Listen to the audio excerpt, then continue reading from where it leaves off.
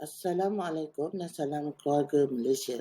Saya Samijah Ruwiyah, nama matrik PPP213001, pelajar postgraduate Universiti Teknologi Malaysia semester 1. Video ini adalah memenuhi keperluan khusus metodologi kajian dan analisis data UHPP 0010. Video ini menerangkan idea kajian yang akan saya jalankan. Tajuk kajian saya adalah pembangunan dan kebolehgunaan modul pengajaran Visualized Electromagnetic Induction. Berdasarkan kajian perpustakaan yang saya jalankan ataupun literature review, saya dapati masalah kajian seperti yang tertera. Pertama, guru kekurangan pengetahuan dan kemahiran yang berkaitan dengan pendidikan STEM. Seterusnya, guru berminat tetapi belum bersedia melaksanakan pendidikan STEM disebabkan kurang keyakinan persediaan dan bahan pengajaran. Dan seterusnya, 40% guru bersetuju tidak dapat menyediakan bahan bantu mengajar yang bersesuaian dengan objektif pembelajaran. Seterusnya, terlihat kepada objektif kajian. Objektif kajian saya pecahkan kepada 3 fasa. Fasa pertama adalah analisis keperluan.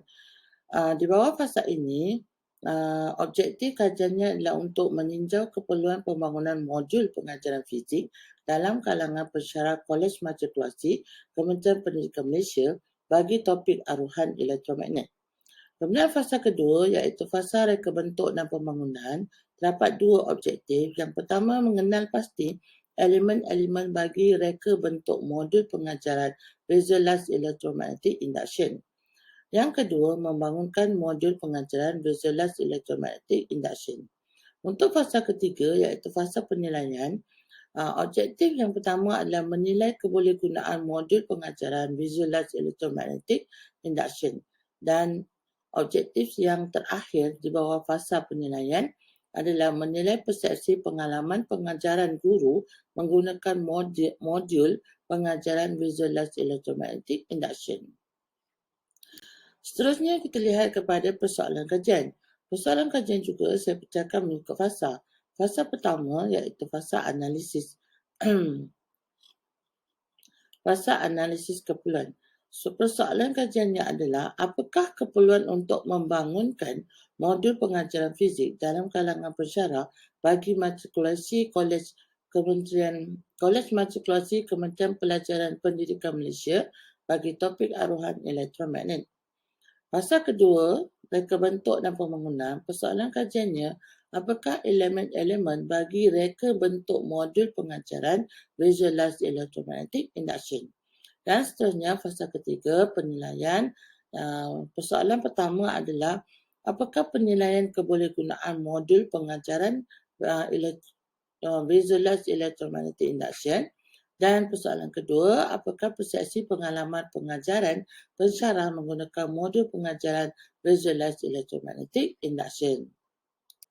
Selanjutnya kita akan melihat kepada sampling, instrumen dan analisis. Saya pecahkan juga kepada mengikut fasa.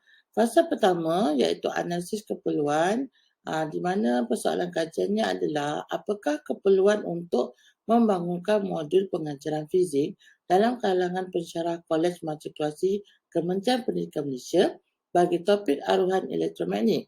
Sampel yang saya akan gunakan adalah persamplan rawak berstrata untuk mewakili setiap kolej matrikulasi di dalam Malaysia. Dan instrumen yang saya akan gunakan adalah soal selidik, dan analisis yang akan saya buat adalah analisis statistik deskriptif. Fasa kedua, untuk reka bentuk dan pembangunan, persoalan kajiannya apakah elemen-elemen bagi reka bentuk modul pengajaran Visualized Electromagnetic Induction. Saya akan menggunakan sample purpose sampling, dan saya akan instrumennya adalah analisis dokumen dan analisisnya adalah kualitatif. Untuk fasa ketiga, iaitu fasa penilaian, terdapat 2 soalan. Untuk persoalan pertama, apakah penilaian kebolehgunaan modul pengajaran Visualized Electromagnetic Induction? Saya akan menggunakan sampel persamplan rawak berstrata.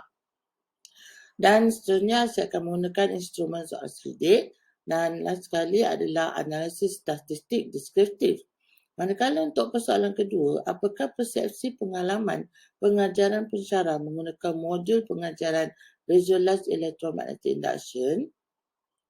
Saya akan menggunakan sample purposive sampling, di mana instrumen yang saya akan gunakan adalah temu bual dan analisis yang saya akan gunakan adalah kualitatif.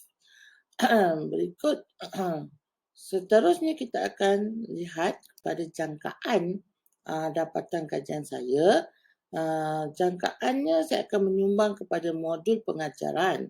Justeru hasil kajian ini boleh dimanfaatkan sama ada oleh pelajar kolej matrikulasi, pensyarah kolej matrikulasi ataupun institusi pendidikan sendiri iaitu kolej matrikulasi.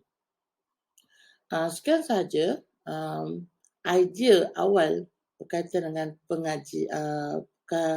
berkaitan dengan penyelidikan yang akan saya lakukan sepanjang pengajian ini. Sekian, terima kasih.